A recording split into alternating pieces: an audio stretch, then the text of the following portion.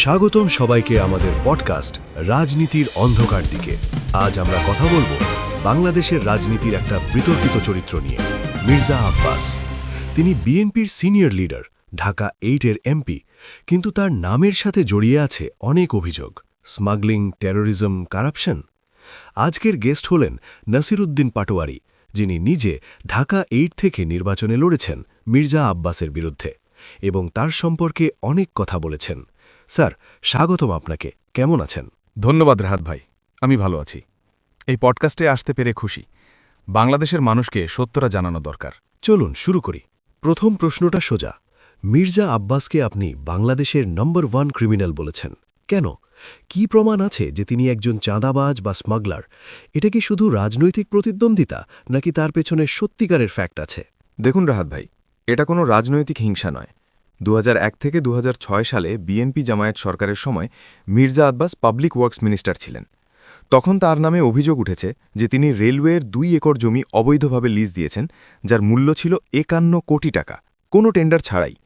এছাড়া সাজিব ওয়াজেদ জয়ের ফেসবুক পোস্টে বলা হয়েছে যে মির্জা আব্বাস তৎকালীন প্রধানমন্ত্রী খালেদা জিয়ার আত্মীয়দের নামে 800 কোটি টাকার জমি ফ্রড করে দিয়েছেন। এগুলো স্মাগলিং এবং চাঁদাবাজির মতো কাজের সাথে জড়িত। বর্ডার এরিয়ায় তার লিঙ্ক আছে, যেখানে স্মাগলিং চলে। বাংলাদেশের মানুষ জানে এমন লোক দেশের ভালো চায় না, তারা শুধু নিজের পকেট ভরে। ওয়াও, এটা তো বেশ কড়া অভিযোগ। এবার আরও গভীরে যাই। আপনি বলেছেন মির্জা আব্বাস একজন সন্ত্রাসী। 2022 সালে সাজিব ওয়াজেদ জয় বলেছেন যে বিএনপি শাসনকালে মির্জা আব্বাস টেরোরিস্টদের সাথে যোগাযোগ রাখতেন তারেক রহমানের হয়ে। এটা কি সত্যি?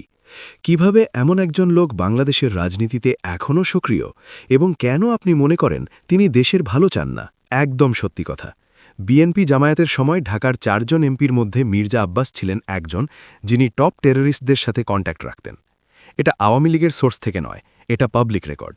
তিনি এক্সটর্শন, টেরোরিজমের সাথে জড়িত ছিলেন।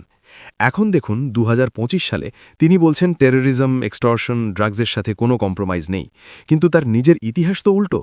এমন লোক দেশের ভালো চায় না, কারণ তারা শুধু ক্ষমতা চায়। বাংলাদেশকে তারা অস্থিতিশীল করে রাখতে চায়, যাতে তাদের অবৈধ ব্যবসা চলে। আমি ঢাকা 8-এ লড়েছি তার বিরুদ্ধে এবং জানি কিভাবে তার সমর্থকরা ভোটারদের ভয় দেখিয়েছে।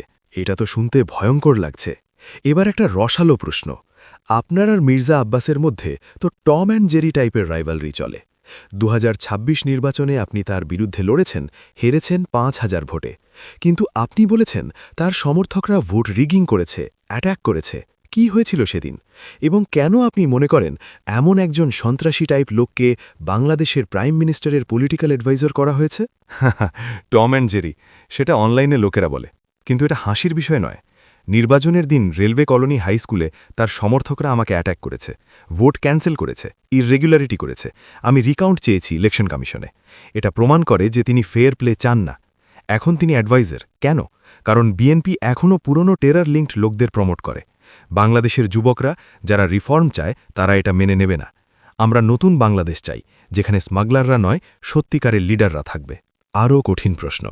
মির্জা আব্বাসের নামে গ্রাফট কেস ছিল, অ্যাকুইটেড হয়েছেন, কিন্তু অভিযোগ ছিল 75 কোটি টাকার অবৈধ সম্পদ। এটা কি তার স্মাগলিং লিঙ্কের প্রমাণ? এবং আপনার বিরুদ্ধে তো ডিফামেশন কেস ফাইল করা হয়েছে তার সমর্থকদের থেকে। আপনি কি ভয় পান না এসব বলতে? ভয় না রাহাত ভাই, সত্য বলতে ভয় পেলে রাজনীতি করব কেন? সেই গ্রাফট কেসে অভিযোগ ছিল 42 কোটি টাকার অবৈধ ওয়েলথ। এটা স্মাগলিং, এক্সটর্শনের ফল। বিএনপি শাসনে তিনি টেররিস্টদের সাথে লিঙ্ক রাখতেন, এটা জয়ের পোস্টে বলা। ডিফ্যামেশন কেস, সেটা রাজনৈতিক হ্যারাসমেন্ট। আমি কোর্টে লড়ব। বাংলাদেশের মানুষ জানুক এমন লোকরা দেশকে ধ্বংস করে। শেষ প্রশ্ন। যদি মির্জা আব্বাসকে একটা মেসেজ দিতে হয়, কি বলবেন? এবং বাংলাদেশের যুবকদের জন্য আপনার অ্যাডভাইস কি? মির্জা আব্বাসকে বলবো, দেশের ভালো চান তো অতীতের অন্ধকার ছেড়ে দিন। যুবকদের বলবো, রিফর্ম চালিয়ে যান, স্মাগলার, টেররিস্টদের বিরুদ্ধে দাঁড়ান। আমরা একসাথে নতুন বাংলাদেশ করব। ধন্যবাদ স্যার, এটা ছিল একটা ইলেকট্রিফাইং ডিসকাশন। দর্শকরা, আপনারা কি মনে করেন? কমেন্ট করুন, লাইক করুন, সাবস্ক্রাইব করুন। পরের এপিসোডে দেখা হবে।